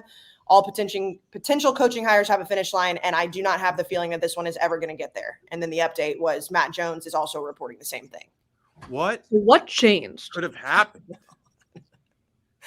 Yeah, my brain's broken, guys. I'm exhausted. My brain's broken. Well, I think we all agree Texas A&M is a laughing stock. Okay, so wait. What percent confidence are you in yours? It's embarrassing. I got nothing. This whole thing is embarrassing. I have no idea who we're going to hire. No idea whatsoever. So that's an 85%. I'm taking that as. Numbers are numbers, man. Numbers are numbers. All right, some bad teams today. Okay, Casey, we've lost Casey. That's fine. I have to know what happened. How did this? I mean, hey, we've only been Casey, on the podcast for an hour. We'll know. This turned around in what? 3 hours? Less than? Casey, you deal with whatever you got to deal with. If you got to get on the phone, whatever. Hey. I just college football is the greatest reality show on the planet. Like it's 12:30 on the East Coast. We had crazy rivalry games with massive playoff implications. This is happening in an hour and a half. I don't know what to do. I'm so exhausted. I don't know what to do. I'm delirious. All right, here we go. So you want to talk about a team that was gross today? Louisville. By the way, we got 3,300 people in here. Please like the stream. Please. If you're new, subscribe. That's always valuable for us. Thank you very much. But please like the stream. We love you all. Louisville makes the ACC title game last week. And I think on this show, I said it's amazing how a rivalry like Louisville and Kentucky flips on a dime in 1 year. Kentucky had won like 6 in a row, and then Louisville goes 10-1. Kentucky looks bad. They can't beat anybody. They look terrible. They're getting beat by – they're just not very good. And then Louisville shows up today and lets Kentucky beat them outright. Kentucky, whose coach is possibly at halftime talking to Ross Bjork at Texas A&M, like, yeah, coach, I can wear a cowboy hat. Like, that's the guy. And Kentucky beats Louisville 38-31. What a fucking choke job by Louisville. All of this, and they're still going to go 10-2, and that's still good considering where they were. But, man, you had 11-1 in your hands. You had the rivalry in your hands, and you fumbled it. You let Kentucky beat you again. What a bitch move that was for Louisville. Is everybody – hold on. I think we've lost everybody. I think everybody focus, okay? Right here. Focus. Okay. Casey, you don't have a coach yet. Fine. You thought you had Mark Stoops. You didn't like it. Good. Mark Stoops is gone. Jack, you're just laughing at everybody who's going through coaching problems. Katie, you're good. So everybody relax. Everybody center. Find your camera. I will. Can I make you a promise right now on this live stream before God and everybody? The only text that I will look down for is if Billy Lucci gets back to me. Is that okay? As he's on his phone, as I ask him that. Well, CM Punk came back last night. No, wait, you didn't know this? Huh? Are you just learning that? Well, I'm not done. Just everybody chill out. Everybody chill out. I got wrestlers texting me. It's just crazy. You've got wrestlers. Yeah, CM Punk is back in the WWE. Not hired. Like our pets' heads are falling off. Like, if you would have told me an hour and a half ago when you and I were yelling at each other about this, that in an hour and a half, it wouldn't matter. I would have been like, well, maybe we shouldn't talk about this at all, Brandon, because I don't want to yell at you. Louisville had just such a brutal loss today because they were in control of that game. They went up 17-7 immediately. Yeah, they were. Gave up a kickoff return. Then I think they even went up again after that, 24-14. And then it was 24-21. And then Kentucky got the ball back after an unbelievably bad interception by Devin Leary, and after Louisville ties it on fourth down, then Kentucky gets the ball back and just goes right down the field. It's bizarre. Do you think this is? I think this is kind of a indictment on the ACC.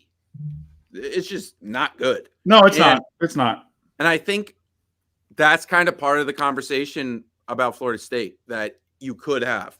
It's not gonna, because if you go 13-0 and you win and you beat a good SEC team in out of conference play, you should get it. All right, a couple more bads, and then we'll just let chaos descend upon us again, okay? Louisville gross. Whining OU fans got that. Two more. Somebody should go to prison for what has happened to Oregon State football. I know progress happens and change happens, and I know, Jack, you said you were done talking about it. But Jonathan Smith is an Oregon State guy. He was at Oregon State. Everything's good. They're trending up. They go 9-3 this year, something like that, maybe 8-4.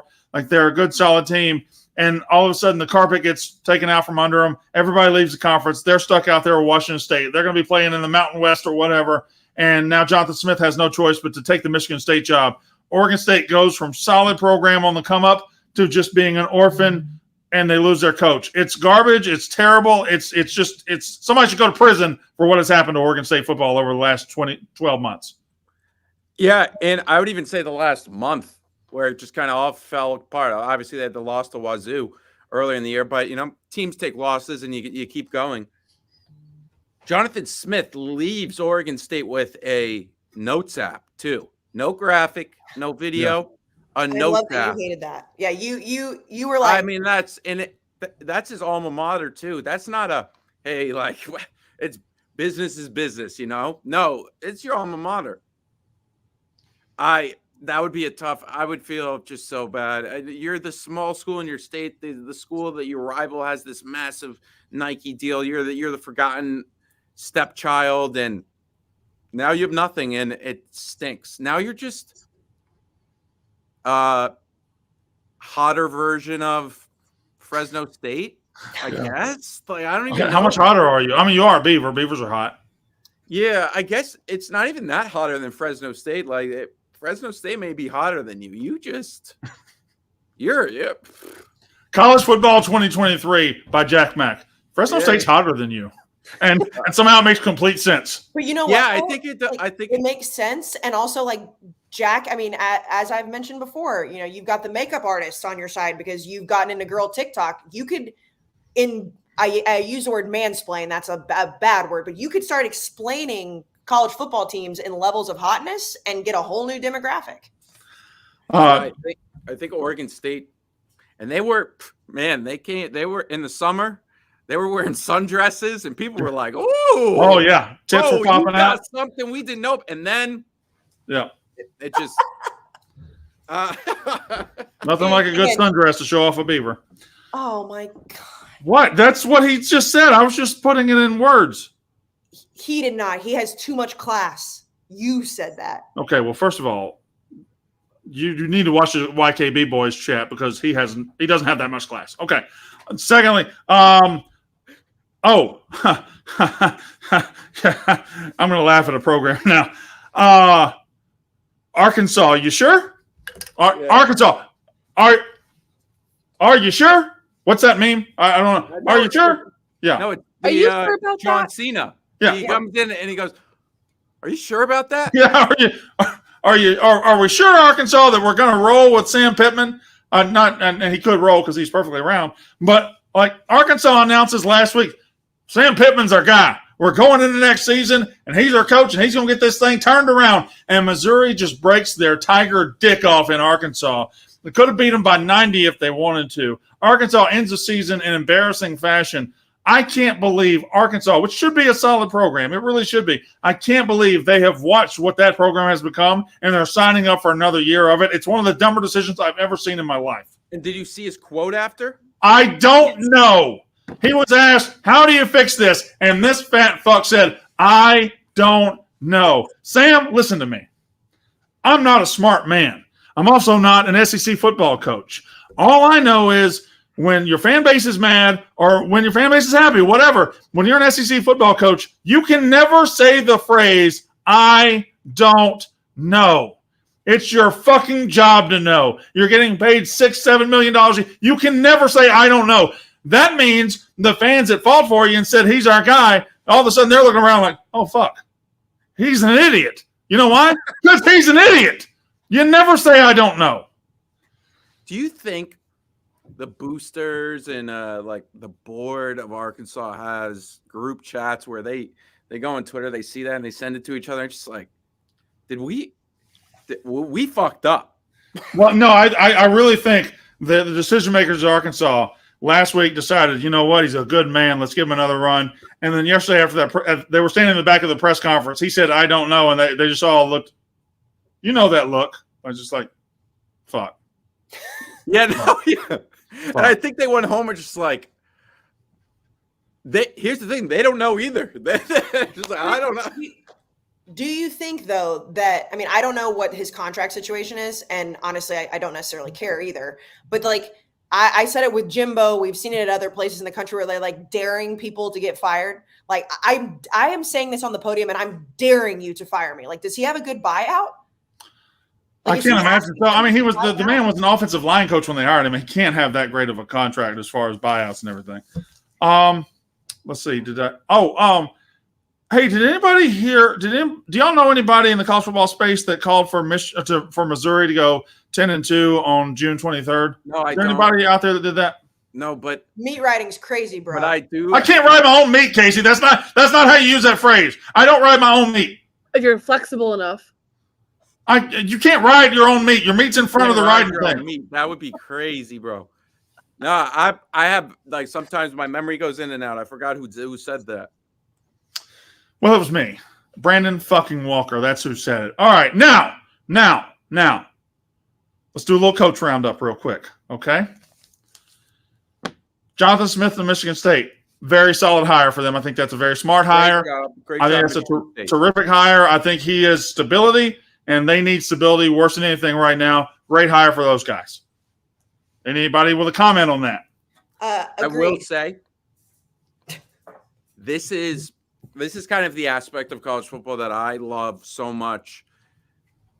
It was not a mistake that came out an hour to 30 minutes before the Oregon State game happened, or maybe it was 2 hours so they could get that into the locker room. I wonder how that works. Like, who talks to who to make sure that happens, and who, like, is that I'm scratching your backs and then you'll scratch my back down the line kind of thing. That being said, I think it's a great hire. And sometimes those great hires don't work out, though. I mean, it's hard. It's impossible to know, but on paper, it's a low risk hire, right? Mm-hmm. Like he has succeeded at a harder place to succeed. But I think it's a low risk hire. Like I think, and I also don't think he's going to cost all that much money. Now let's move on to A&M. What's happened in the last 5 minutes? Billy Lucci is now saying that like the night is far from over. I don't even know what that means. It's 11:39 in Central Time. How's the night far from? The night's literally 21 minutes from being over. It's the morning on the East Coast. I understand college stations, and depending on who they're targeting, but he's saying the night is far from over, and it's the most insane night he's had. Did somebody just try to get in your house? Come in. I think somebody knocked on the door. I don't You know. got a sweet tea? No, I have the entire jug right here. So How many of those a week do you go through? huh? How many a week? How many days a week do you mind your own business? I'm gonna take that as over 7. Oh no! Oh no! Oh no! 7. That's what she came up with. 7. Let me tell you something. Katie. You don't have your tea in this if you only take one down a day. Okay. You are a problem. How many of those a day do you drink? That's gotta be 3. First of all, are we doing a college football podcast or are we doing a My Fucking Business podcast? No, We gotta entertain the people. If we talk about our personal lives, they care more. So yeah, talk. How many? You think they care about my sweet tea habits? Yes, I I do. How many times a day? Also, frankly, and I'll talk to my wife later, a little bit strong here. You see how dark that is? Shouldn't be that dark. Should not be that dark. Huh? But okay. Your wife's probably been asleep for like 3 hours. I'm so jealous of her. The sleep part. Sorry. Yeah, that was crazy. Oh. Nah, that was crazy. It's just That was crazy. come on now. Okay. All right. I hear sleep in my mind. I've slept 5 hours in the last 2 days. So when I hear sleep, I'm I'd like to remind everybody that's listening and watching tomorrow or the live, like it's always long days, but like this has been an astronomically It's been long an astronomical long day, yes. Yes, it's been an what astronomically Dave was long day talking for everybody. about of the not sleeping, like I also did the same thing. I think I slept for about 30 minutes to an hour from like 3:30 to 4:30, and that's it. I woke up I at 4 o'clock today. You know how depressing it is to wake up at 4 o'clock on Saturday? Not that I had to do actual work today, I didn't. But like that 4 o'clock cold is different than any other cold. Yeah. I was on site at 6 a.m. It's fucking cold. All right. I slept at that house and got woken up by people screaming "fuck Ohio" at like 6 o'clock in the morning. So here we are. You slept at that house? Okay. So we'll talk about all the coaching rumors on Monday. We'll probably have new hires. We We got to stop saying Monday. We'll not be having a stream on Monday. Correct. I think what we ought to do is do it Figure Tuesday everything out. We'll tweet it out. But there's no show Monday. I just want to let you guys know. Let's do it Tuesday night right after the committee comes out with their playoff rankings. How about that? And the reason we're not doing it is because we're doing the Cyber Monday telethon. Oh. Cyber Monday telethon, Barstool, store.barstoolsports.com, 20% off for Cyber Monday. Yes. That's why we're not doing it. When does that come out? I mean, we'll talk about it later. We'll figure out. Okay. All right. Now let's try to. This has been scatterbrained and everything, but this is what this day. The end of the college football season is so many things. It's teams making the playoff. It's teams disappointing. It's teams firing coaches. It's teams hiring coaches, and it's all happening at once. So these things just get a little crazy at this point. And the A&M thing tonight's been wild. I'm sure it'll be wild continuing. Obviously, but let's go ahead and do our categories. It'll center us, and we'll be able to figure it out. Who won the weekend? Casey Smith. Brandon, it would be the Michigan Wolverines. They obviously not even just beating Ohio State 3 years in a row, but all the allegations. And I know at the end of the day, it doesn't actually matter that Jim Harbaugh was not on the sidelines. Like he's been able to coach them all week. He was with like the team this morning eating breakfast. But on the outside looking in, the fact that Ryan Day and the Ohio State team, and whether they were involved in the investigation or not, going into this, the most pressure was on Ryan Day. And Michigan not only won the game, They shut up the haters like, oh, they're stealing signs. Well, they weren't doing that today.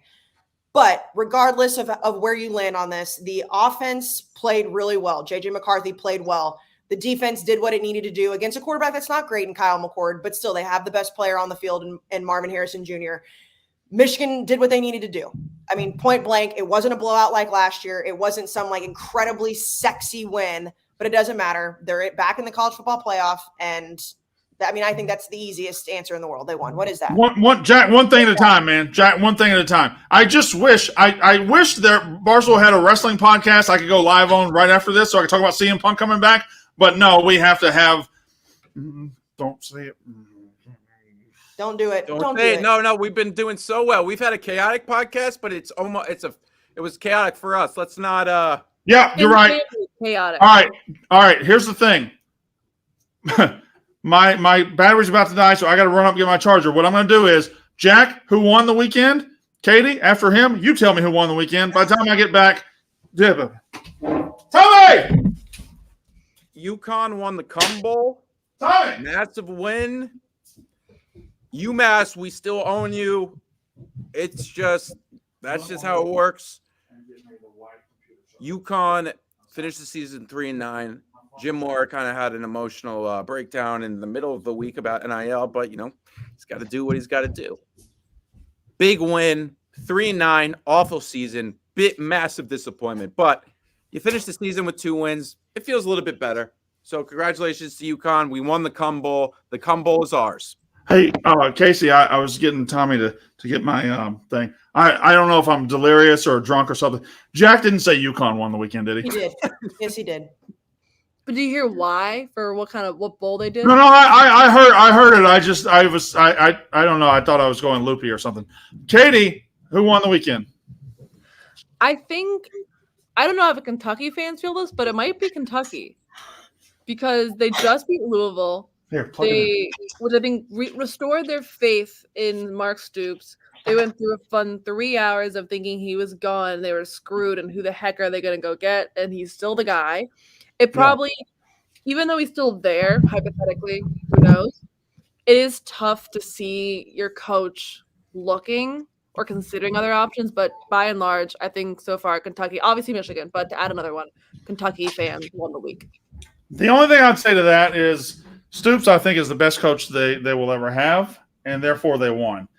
However, there's a coach at Troy, John Summerall, I think is a Kentucky guy, who would have slid right into that job. I think they would have known who they would have gotten, but they would have talked themselves into him being just as good as Stoops, and you're not going to find somebody as good as Stoops for that program. So yes, your overall point is very, very correct. Do you think that every AD out there has a little black book, like a sliding ranking tiers that if their coach is gone, they open it up and it's like, okay, day 1, call this coach. Day 2, day 3, day 4.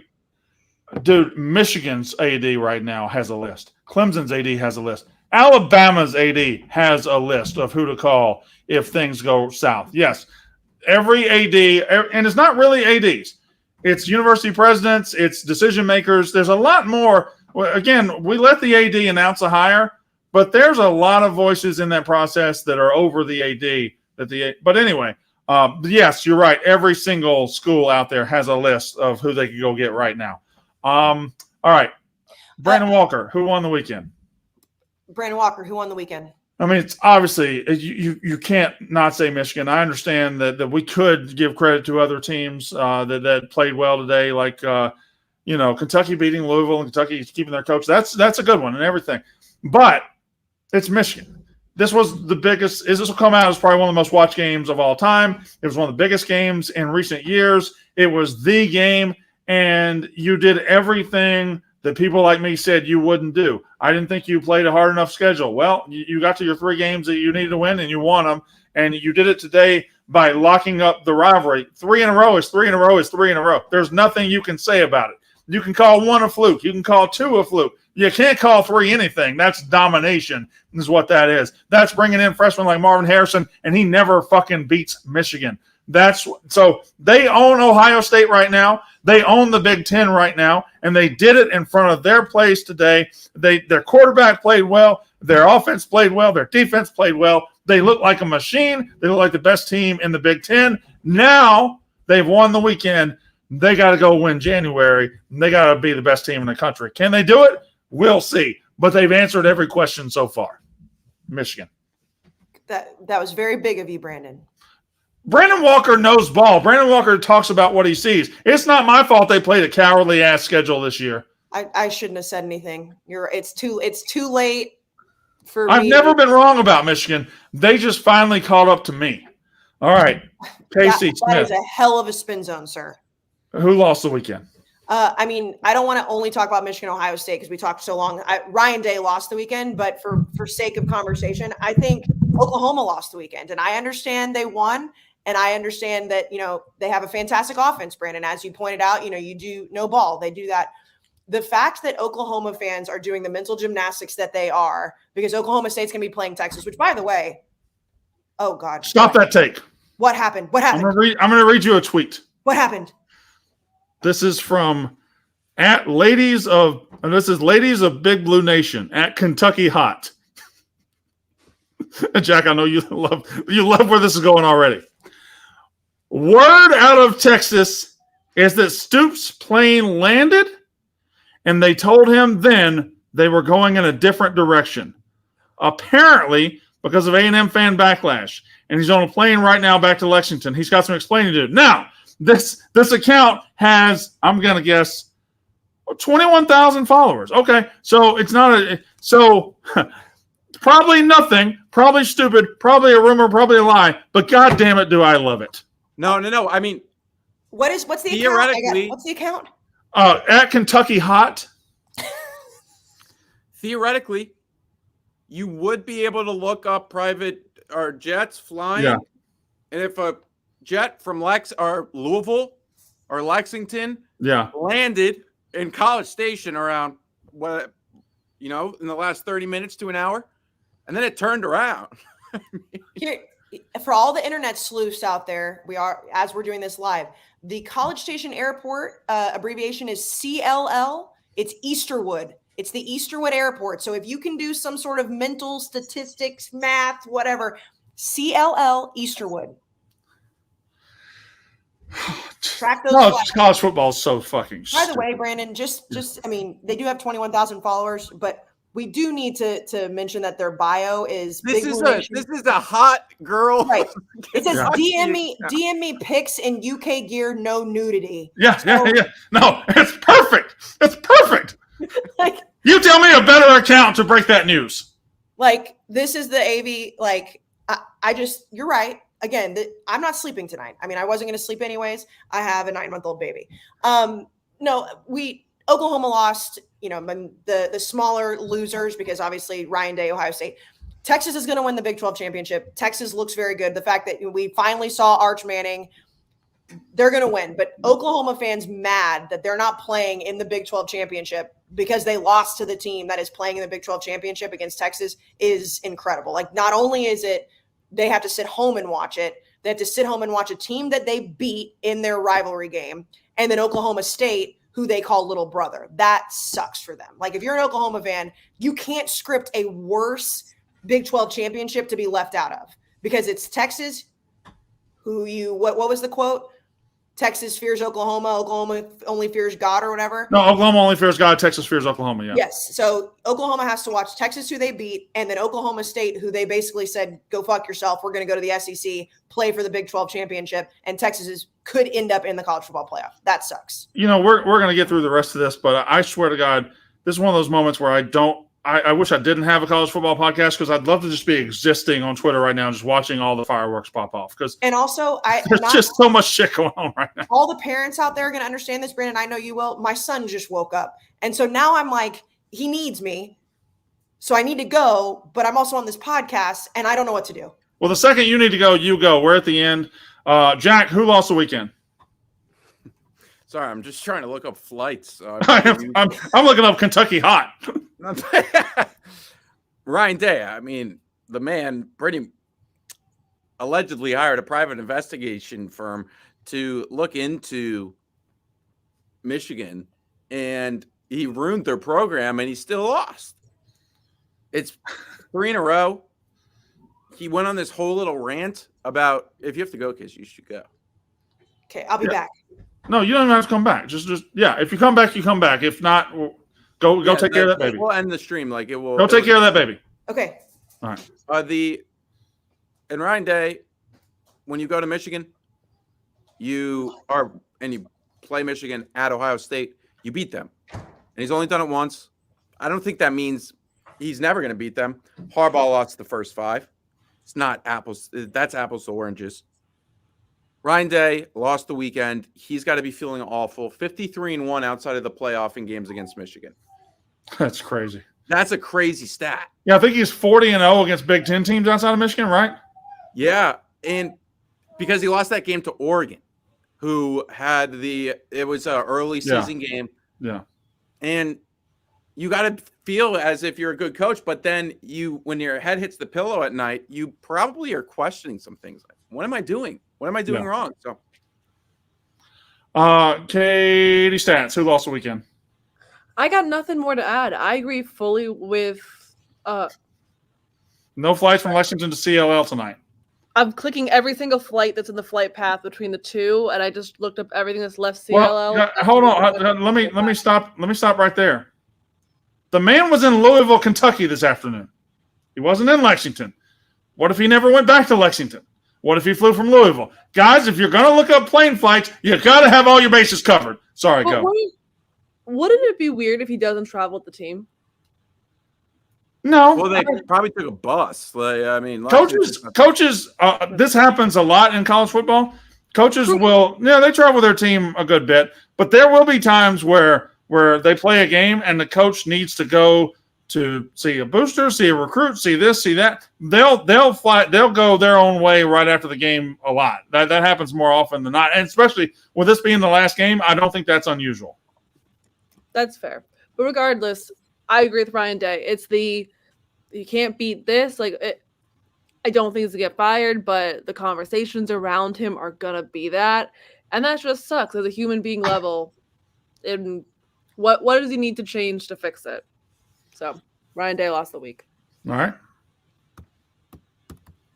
Brandon Walker. Who lost the Brandon Walker lost the weekend because I had to spend 12 hours in my own house dealing with a fucking infant known as Ben Mintz. I had to sit him on my couch, feed him my food, let him shit in my toilet, sit on my dock so he could watch his team beat my team, and we could do it all in the name of content. He showed up he said, what time should I be there for lunch? I said, lunch is at 11:30. He said, okay. I said, lunch is at 11:30. He showed up at 11:45. He made my wife wait to serve the food. He was very rude. I watched him I had to watch Ole Miss win the game. Then Lane Kiffin tweeted me a 1.5-year-old clip of Juice Kiffin from September of last year. I lost the week because I had to deal with all that shit. Now I'm going to win the week next week when we hire a brilliant offensive mind that we're going to hire very soon.